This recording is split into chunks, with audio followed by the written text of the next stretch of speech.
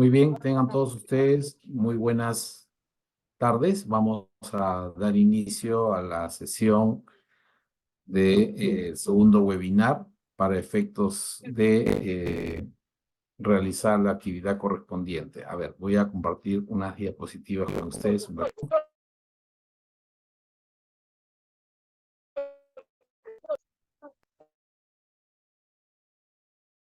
Doctor Uber, Lucas, por favor, silenciar su audio. Gracias.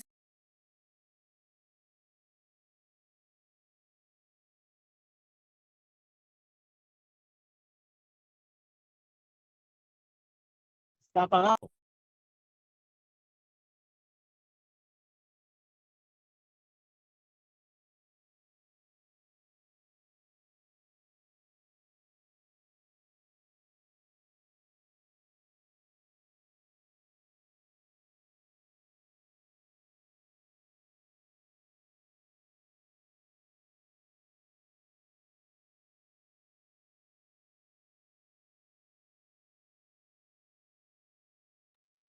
¿Se me escucha? Sí, doctor, le escuchamos muy bien. Gracias. Muy bien, muchas gracias. Entonces, a ver, buenas noches con todos. Vamos a dar inicio a esta primera digamos así, parte de del segundo webinar, donde trataremos un poco lo que se trata de las famosas máximas de la experiencia como generalizaciones empíricas, y cómo estas notas sobre sus implicancias argumentativas se dan también en materia jurisdiccional. Está claro para los magistrados y para la teoría general del proceso que hay una discusión muy fuerte respecto a estas máximas de la experiencia. Eh, bueno, la mayoría de doctrinarios sostienen que fue Friedrich Stein en 1893 quien la propuso en un primer momento, ¿no? Estas máximas de la experiencia que se entiende que se derivan a través del método inductivo, la vía inductiva, como se suele mencionar. ¿Y cómo definió Friedrich Stein a estas máximas?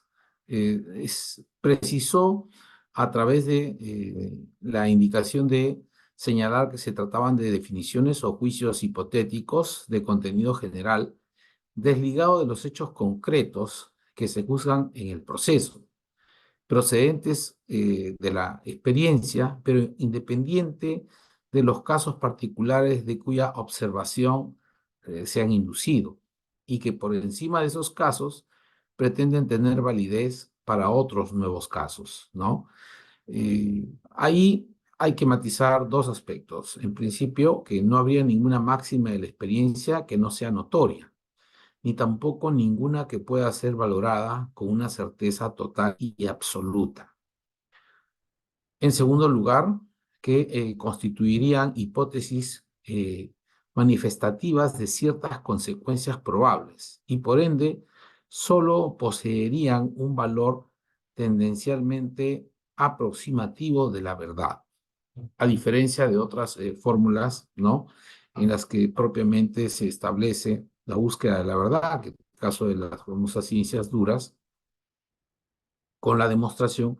Aquí no se habla propiamente de ese estadio, sino de aproximaciones de verdad.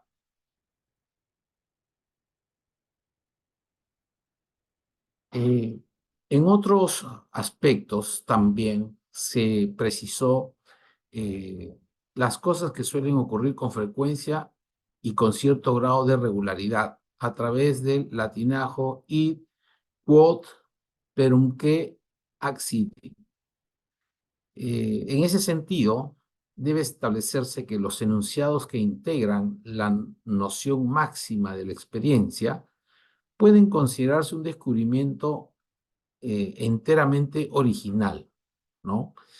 En el caso de la civilización occidental, el ars inviniendi argumentum irratium, se ha establecido, por ejemplo, también que en Grecia clásica hasta más o menos el apogeo de la Roma imperial con César Augusto, se precisaban, ¿no?, situaciones a partir de los mandatos de Aurelius Cosiodorus, Petrus Abelardus y Petrus Hispanus.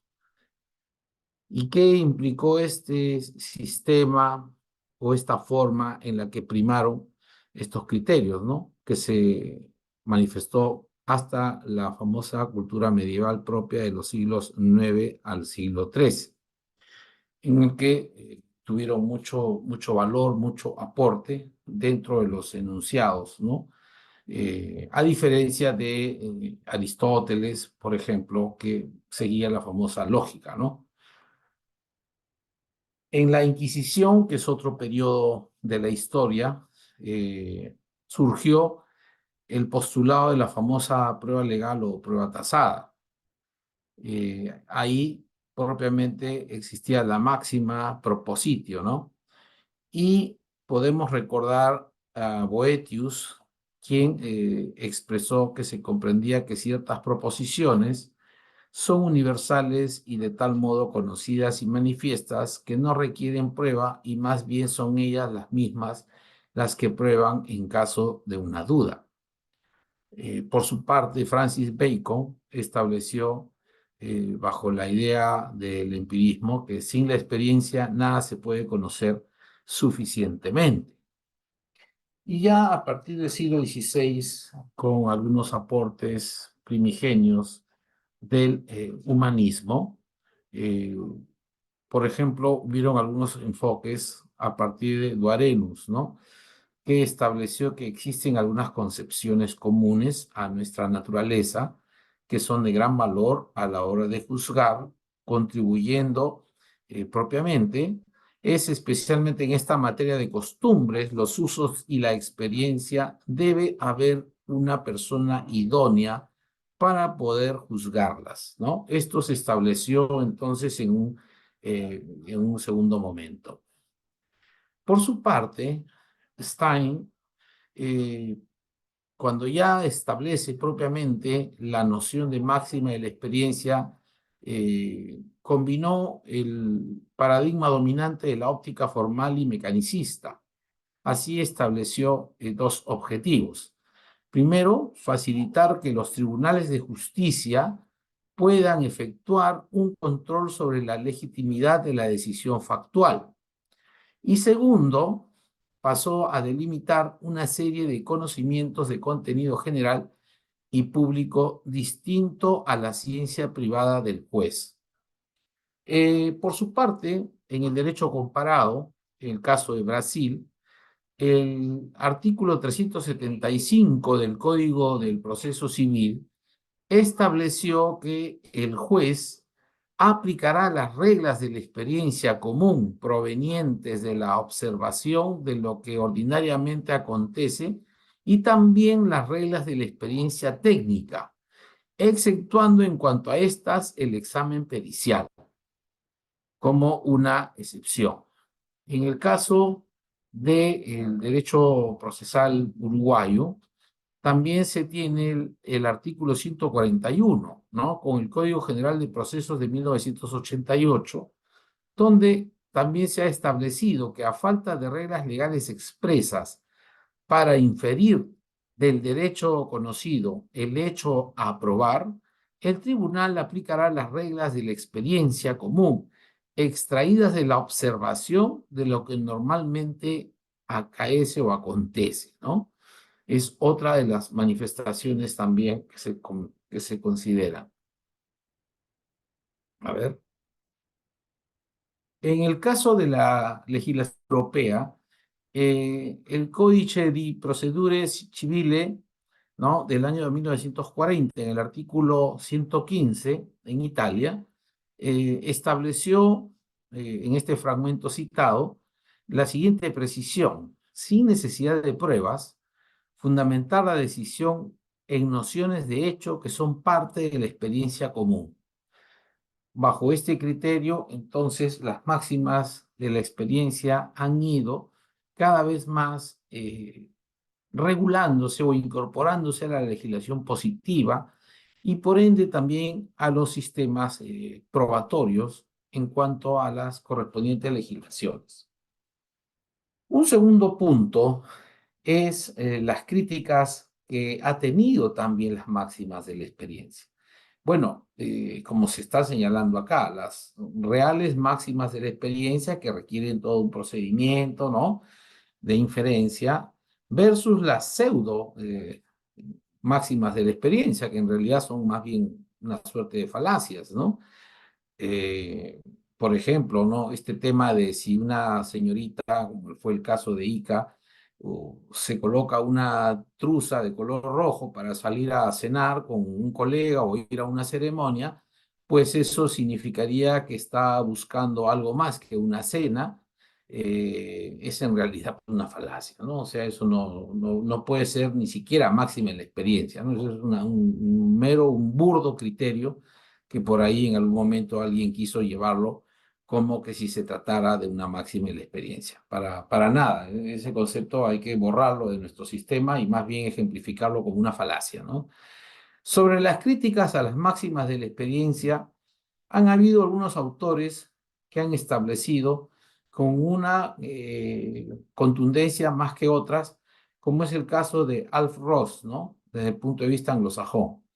Señaló en su momento Alf Ross, ¿no?, que el juez no es un autómata que convierte mecánicamente las reglas y los hechos en decisiones. Es un ser humano que se ocupa cuidadosamente de su tarea social, tomando decisiones que considera correctas en el espíritu de la tradición jurídica y cultural. Su respeto por la ley no es absoluto, ni la obediencia a esta su único motivo.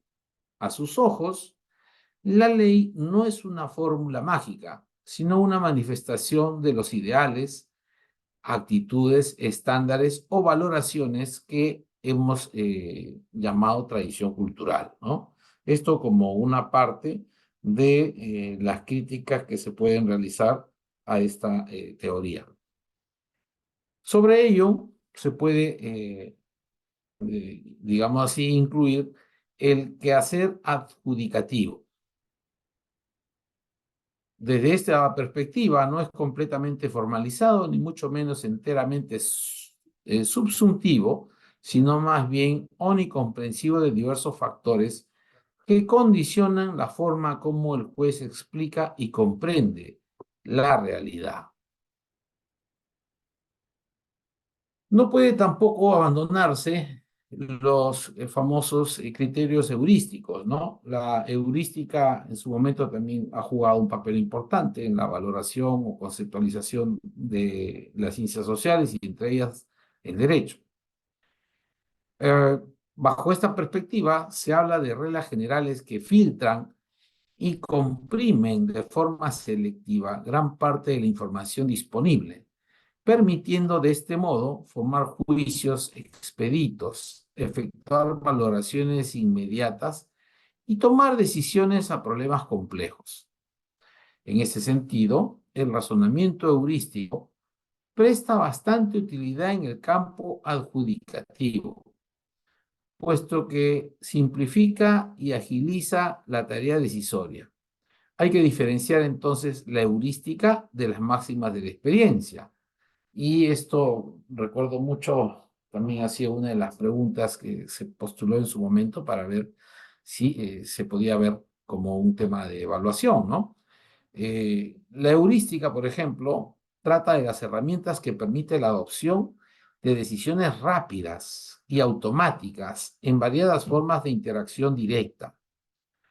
Por diferencia correspondiente, en cambio, las máximas de la experiencia responden a una lógica completamente diversa, en la que importa más bien propiamente la forma de prueba, cómo se concibe un argumento.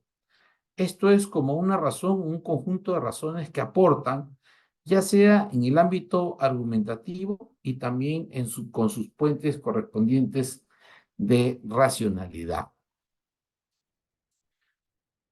La idea de las máximas de la experiencia como una especie de generalización empírica, también es necesario precisar dos ideas. En primer lugar, la forma metodológica más adecuada para, ¿no?, poder enfrentar a las máximas de la experiencia es justamente a partir de las llamadas generalizaciones empíricas.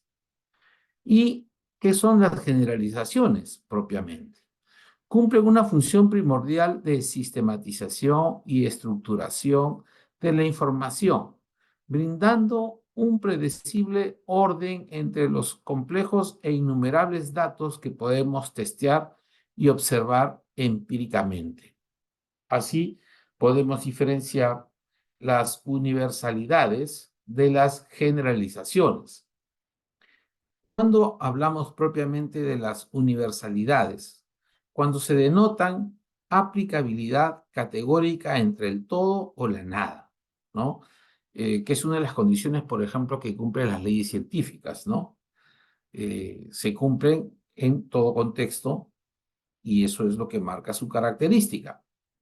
En cambio, las generalizaciones resultan más bien ser el reconocimiento de que nuestro conocimiento sobre el mundo y sus circunstancias es propiamente limitado, parcial e imperfecto, porque constantemente pueden haber casos que retroalimenten al mismo, ¿no?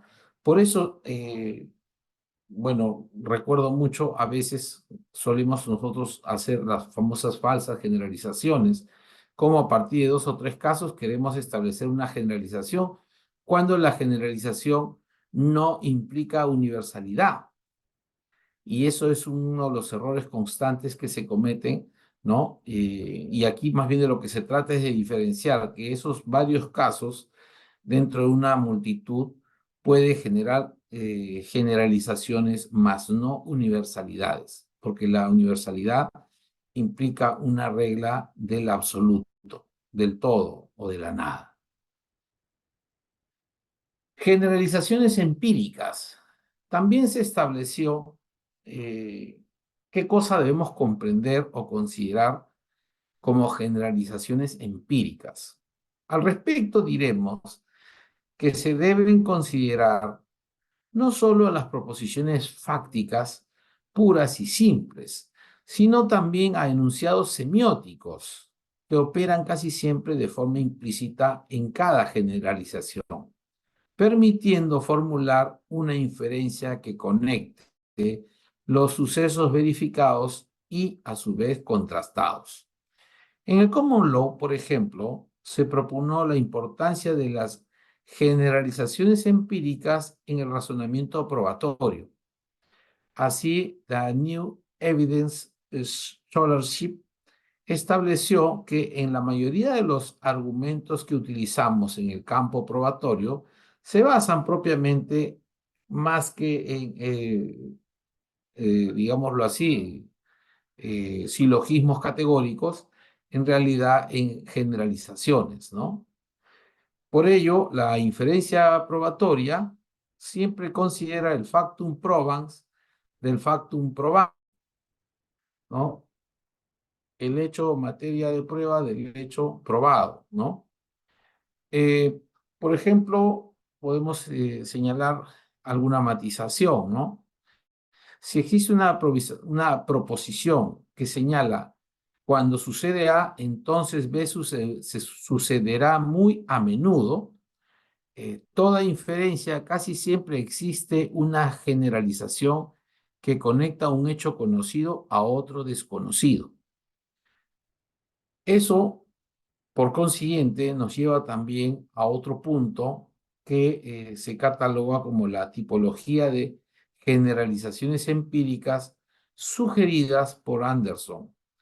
De esta forma, según el grado de confiabilidad, podemos establecer proposiciones bien testeadas y aceptadas, por un lado. Por otro lado, creencias comúnmente afirmadas, pero no probadas ni contrastadas, y prejuicios y sesgos basados en estereotipos falsos y discriminatorios, ¿no? Eso también es otro de los puntos que podemos nosotros encontrar. Según el campo de la aplicabilidad, tenemos por un lado las generalizaciones específicas del caso concreto, compartida por un determinado círculo o grupo de personas. Por otro, generalizaciones en contexto, compartidas por un determinado círculo o grupo de personas. Desde esta perspectiva se da lugar a su fuente en las siguientes categorías. En primer lugar, las generalizaciones científico-expertas, que son las que nosotros conocemos como las famosas leyes científicas. Segundo, las generalizaciones de conocimiento general, que derivan de experiencias comunes y compartidas socialmente. Tres, generalizaciones basadas en la experiencia. Estos son los que conocemos con las famosas viviendas personales, ¿no? Y finalmente las generalizaciones sintético-intuitivas. Básicamente los que la persona utiliza, ¿no? De su reserva de conocimientos y creencias. A eso se le denomina generalizaciones sintético-intuitivas.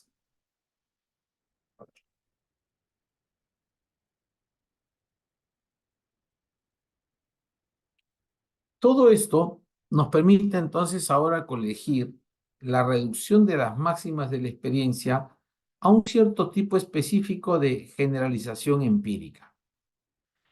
¿Eso qué significa? Esta reducción. Se trataría de un aspecto meramente lingüístico y terminológico. En segundo lugar, dicha reducción se basa en una clasificación de las generalizaciones empíricas que podrían ser objeto por una serie de inconsistencias. En tercer lugar, identificar a las máximas de la experiencia como generalizaciones empíricas se podría confundir la relación que se da entre las relaciones causales y las generalizaciones en virtud de las cuales aceptamos que ciertas relaciones causales existen. Bueno, aquí también hay que recordar una diferenciación entre la generalización empírica y la máxima de la experiencia.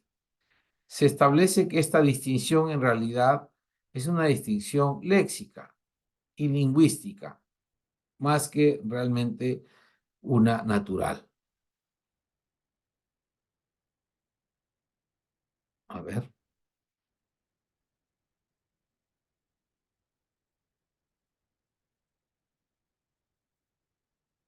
Ya. Blackmun estableció un casito a partir del caso Daubert, ¿no?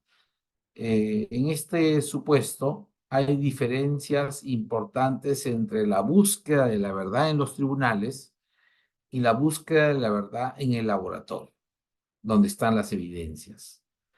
Las relaciones que se pueden establecer sobre los hechos pueden ser de tipo causal, de tipo consecuencial, de tipo temporal, de tipo espacial, etc.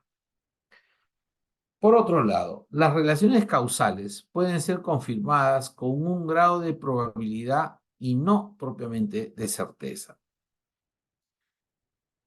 A ello se suma que nuestra racionalidad limitada no constriñe a recurrir ciertas regularidades fenoménicas.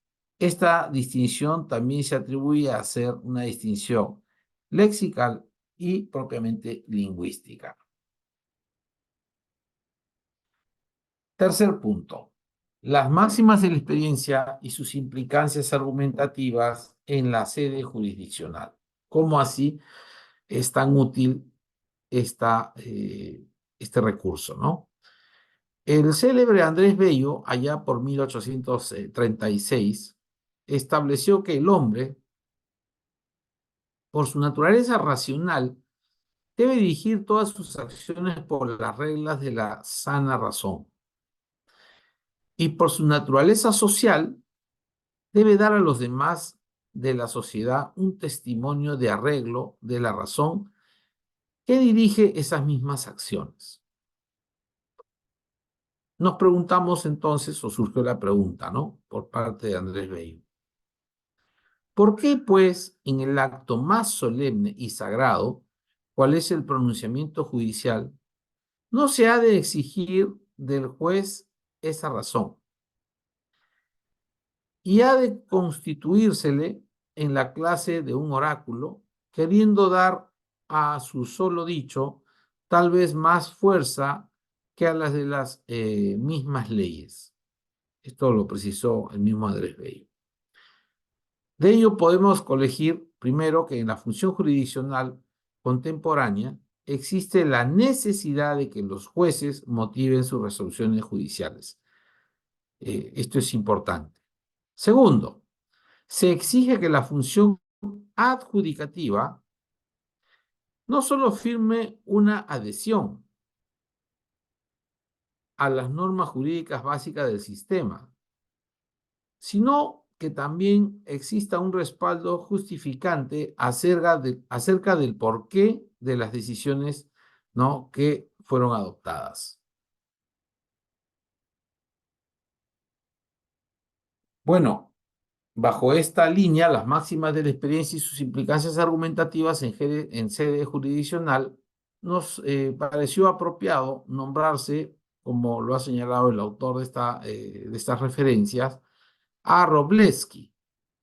Para Wroblewski, la justificación interna y externa, formal o material, trata de ver si la decisión sigue lógicamente de las premisas que se aducen como fundamentación. Esta justificación interna o formal marca esta pauta. En cambio, la justificación externa o material trata de examinar cómo se pueden fundamentar tales premisas. En una perspectiva de la pura lógica formal, por ejemplo, se supone siempre que una condición necesaria, aunque no suficiente, para la adecuada justificación jurisdiccional de que se trata. Un silogismo con una máxima y la experiencia como premisa mayor no es más que un argumento abductivo en cuya premisa mayor antecede y consecuente se ha invertido el punto, ¿no? Bueno, todo esto permite arribar a algunas conclusiones a partir de esta lectura. La primera de ellas es que a través de las anteriores páginas, se señala, hemos podido analizar los aspectos fundamentales y más relevantes de las máximas de la experiencia, sintetizando de esta forma los objetivos principales de nuestra indagación. Por un lado, ¿cuáles deberían ser las condiciones mínimas concurrentes, ¿no?, en su determinación conceptual? Y por otro lado, ¿cómo y qué formas estas podrían ser justificadas en sede jurisdiccional? Pues bien, señala el mismo autor, el alero de dichos objetivos podemos resumir y concluir lo siguiente. Primero, que en lo referente al origen histórico asociado al uso de la experiencia en el razonamiento probatorio, no es posible atribuir su gestación ni su desarrollo al jurista alemán Friedrich Stein. Ello, entonces, por cuanto el uso de la experiencia era ya bastante conocida entre tratadistas y comentaristas medievales, ¿no?, quienes desde el punto del plano argumentativo y heurístico insistían en el uso de ciertas proposiciones generales y manifiestas con una forma de adaptar la lógica jurídica a la calidad. En segundo lugar, que sin perjuicio de ella, el concepto de máxima de la experiencia logró fama y reconocimiento gracias a Stein, quien desde una óptica formal y mecanicista. Labró una noción arquetípica de tales máximas, persiguiendo con ello dos objetivos primordiales. Primero, delimitar una serie de conocimientos de contenido general distintos a la ciencia privada del juez. Y segundo, permitir que los tribunales de casación en contra sean considerados, ¿no?, recursivos sobre la legitimidad de la cuestión fáctica, ¿no? Esas son un poco las ideas sobre las que se resumen las conclusiones. También establece que la noción y las finalidades entre propuestas, si bien permitieron poner en el tapete una propiedad insoslayable del razonamiento probatorio, dejan entrever no solo una serie de inconsistencias lingüísticas y gramaticales, sino también una serie de obstáculos epistémicos que favorecen su inapropiado uso y justificación. De ahí que diversos autores insistan en señalar por su amplitud e indeterminación conceptual, en el seno de la noción máxima de la experiencia se incluya un número no menor de leyes de pensamiento, conocimientos científicos, ¿no?, razonamiento en sentido común, pero también prejuicios, sesgos e incluso discriminaciones carentes de todo fundamento empírico y cognoscitivo. La siguiente conclusión también establece más o menos una misma línea, que por tal motivo asumimos que la mejor manera de enfrentar tal dilema es comprender que el eje relacional de toda la inferencia probatoria está construido por generalizaciones, las cuales, cuando adoptan la fisonomía máxima de la experiencia, no pueden ser confundidos con leyes científicas. Tendencia probabilística o reglas, ¿no?, de ponderación positivadas, puesto que el plus diferenciador de tales máximas se plasma a partir de la multiplicidad de eventos generales, habituales y recurrentes, los cuales, en cuanto reflejo de una episteme común, pueden ser utilizados por el juez siempre que no den lugar a simples conjeturas.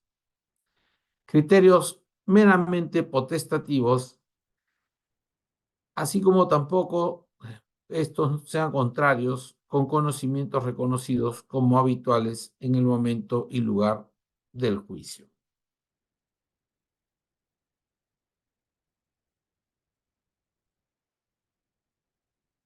Bien, para culminar esta parte, se agregó también que, sin embargo, reconociendo el deber de motivación de las resoluciones judiciales como uno de los ejes centrales del Estado de Derecho,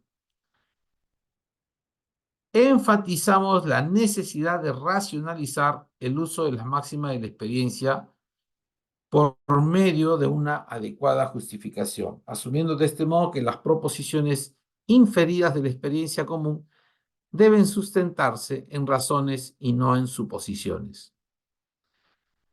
De este modo, reconociendo la lógica derrotable de tales máximas, aseveramos que solo explicitando, ¿no?, contrastando y justificando ciertos criterios de corrección externa y, por tanto, determinando su grado de apoyo probabilístico y lógico, es posible predicar a su respecto una aceptabilidad y confiabilidad razonable en la valoración de la prueba. Bueno, para culminar esta lectura, agregamos la perspectiva de que, por fin, a riesgo de que tales criterios de corrección sean tildados de heterogéneos, ¿no?, y en cierto sentido de favorecer un particularismo jurídico exacerbado. Pensamos que en el análisis y comprensión de esta materia no se puede perder la lista, no se puede perder de vista lo manifestado por la profesora norteamericana Margaret Little.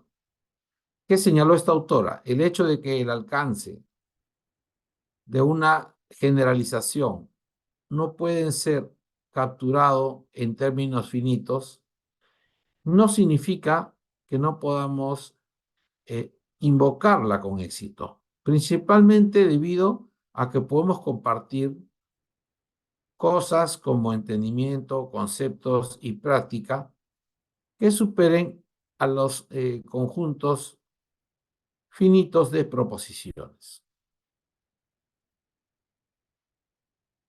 Bueno, vamos a dejar de presentar este primer material, a ver si podemos juntar algo más el siguiente.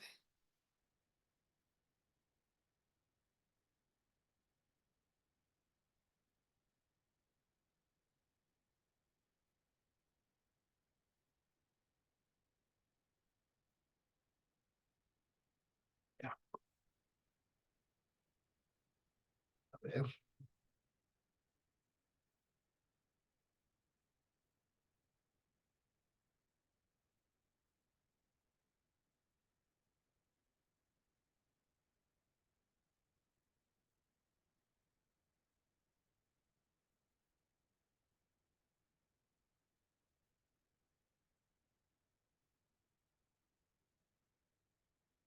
Muy bien. En esta última partecita me voy a referir muy brevemente a uno de los puntos también que ustedes han revisado y que en algo nos va a ser útil para el día sábado, ¿no? A ver, vamos a compartir.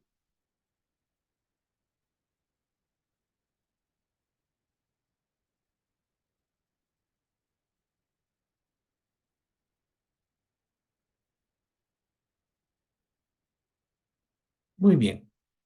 Se parte de una interrogante. La interrogante ¿es posible formular, dice Daniel González Languier, un estándar de prueba preciso y objetivo? Algunas dudas desde un enfoque argumentativo de la prueba. Veamos, a ver. Se ha mencionado que existen hasta 3 modos de razonar sobre hechos. Primero, establezcamos la idea de la prueba como razonamiento. ¿Qué significa? Probar, construir un argumento, ¿no? Que trata de justificar determinada hipótesis como premisa fáctica de la decisión judicial. En este tipo de razonamientos consiste en correlacionar dos tipos, ¿no? Dos tipos de interés, ¿no? Si se quiere. ¿Qué es probar? Bueno, en esta lectura uno consideró la noción de construir un argumento, el mismo que trata de justificar determinadas hipótesis como premisas fácticas de la decisión judicial.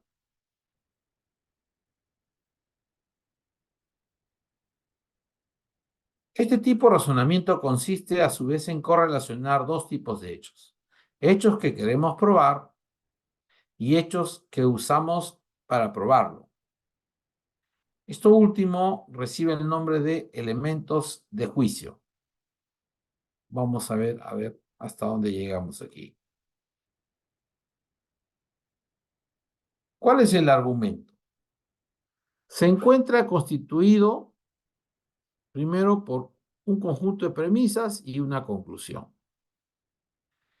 Esto marca la pauta de una conexión o relación, es decir, puede tener carácter empírico, normativo o conceptual.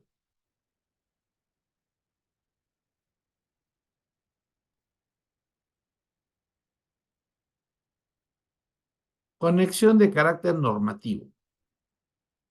Origen legislativo o jurisprudencia. descritos en la premisa como hecho base. Y el segundo, hipótesis hecho consecuencia. Se debe dar por probada la interferencia probatorias normativas y las normas de presunción.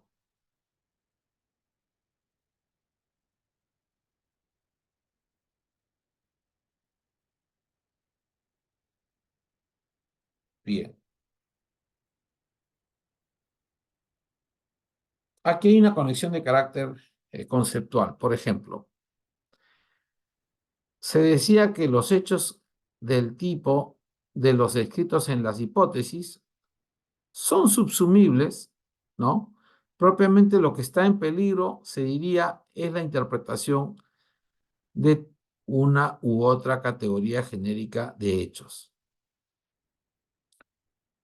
Por ejemplo, todo aquel que contrajo el síndrome tóxico había consumido aceite de colza, pero no todos los que consumieron aceite de colza, ¿no?, contrajeron el síndrome tóxico. Esto es, el aceite de colza era condición necesaria, pero no suficiente del síndrome tóxico. Cuando un hecho es condición necesaria, siempre que no sea necesaria y suficiente, del otro, coma, el primero es causa del género, definición. Tercero, ¿no? Decíamos, el aceite de colza causó el síndrome tóxico. Este hecho está probado. En todo caso, las inferencias probatorias empíricas son lógicamente prioritarias. No es posible, ¿no?, realizar uno de los otros tipos, ¿no?, de inferencias sin probar las mismas que se han dado el hecho en base de la presunción o de la definición. Lo que habrá que hacerse recurriendo a esta generalización empírica en lo que sigue, dejaré de lado las inferencias probatorias basadas en las definiciones, que plantea problemas distintos de los que propiamente pretende tratar aquí el autor.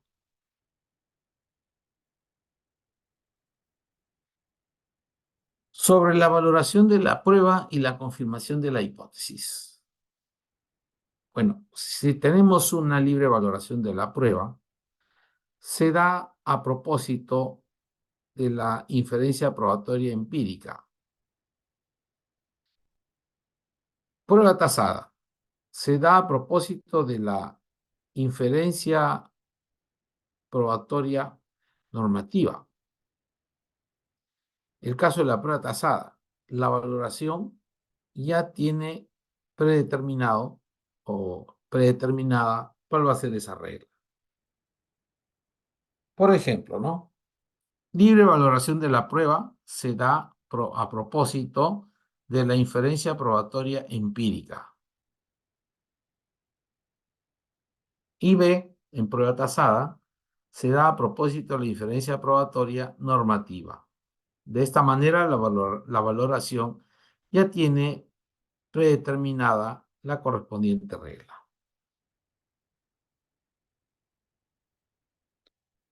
Sistema de libre valoración de la prueba, ¿no?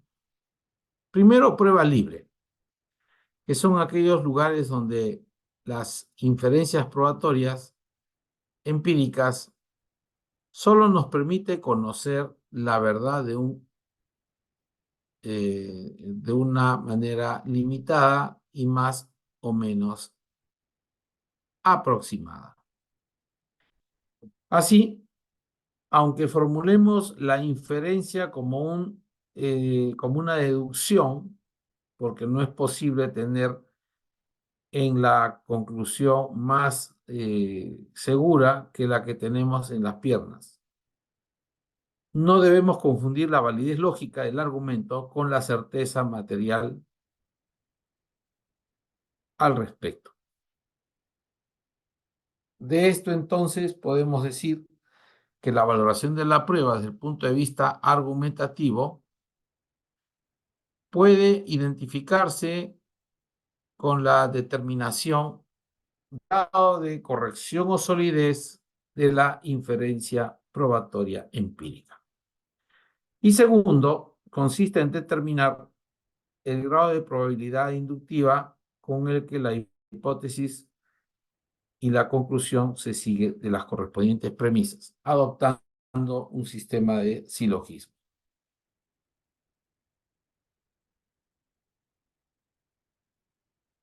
Un siguiente aspecto lo representa las famosas reglas de la sana crítica. En primer lugar, cuantos más elementos de juicio tengamos a favor de una hipótesis mejor confirmada, estará bien. Segundo, cuando más variadas sean, repito,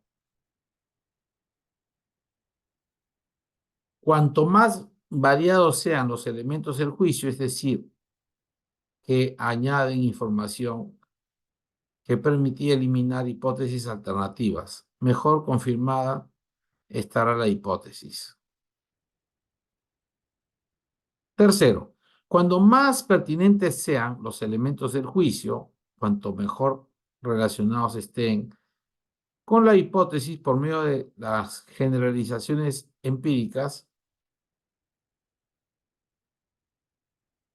esto básicamente resalta la característica de que éstas tienen que ser fiables. De esta forma, mejor confirmada se dice que estará la hipótesis, ¿no?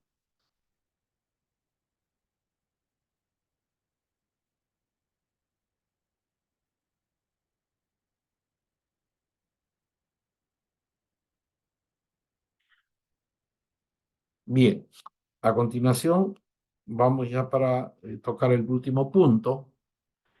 Señalaremos un séptimo aspecto. La hipótesis no debe haber sido refutada ni directa ni indirectamente. No deben quedar refutadas las hipótesis que serían verdaderas si se acepta, ¿no?, como verdadero la hipótesis principal. En el caso del supuesto octavo, si bien la hipótesis derivada de las hipótesis principales, esto es la hipótesis que serían verdaderas, si la hipótesis principal fuera, pueden confirmarse, mejor confirmada estará la hipótesis principal por medio del argumento por abducción. En este sentido, también se señala que cuando más coherente desde el punto de vista narrativo sea la hipótesis, mejor confirmada estará. O cuantos más elementos de juicio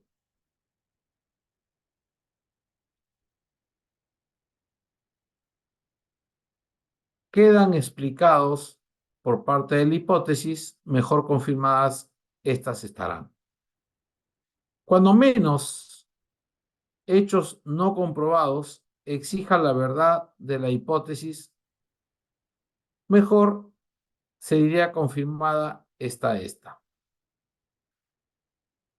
Otro supuesto más, el 12º, señala que cuantas menos hipótesis alternativas incompatibles con la hipótesis principal subsistan, mejor confirmada estará la correspondiente hipótesis principal.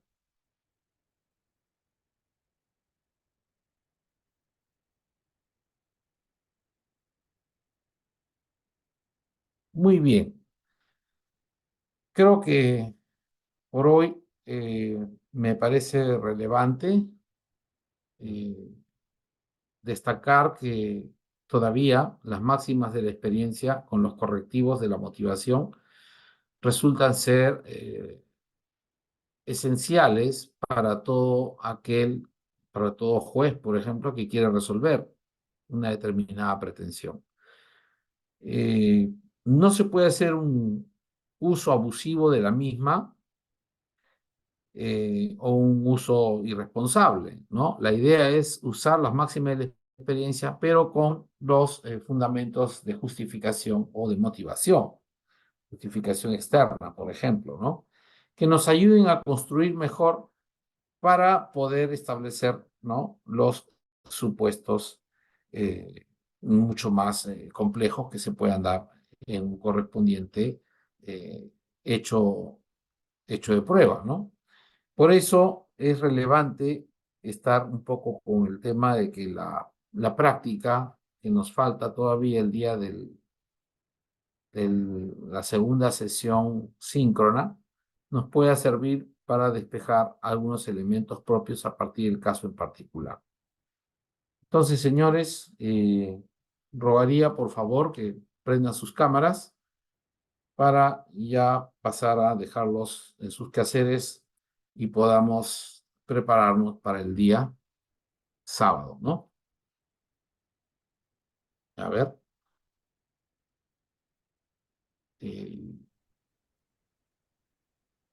Uy, todos ustedes todavía están gran parte en su jornada laboral todavía. Wow. Disculpen que hayamos fijado este horario, pero era un poco lo otro era mucho más tarde. Dije, no, de repente se va a hacer más contraproducente.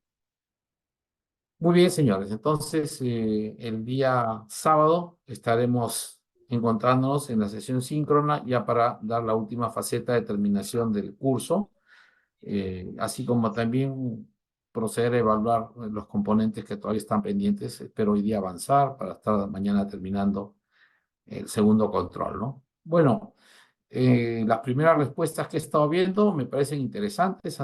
Algunos han tenido un poder de síntesis bastante bien, que es lo que básicamente queremos, ¿no? Es una recomendación.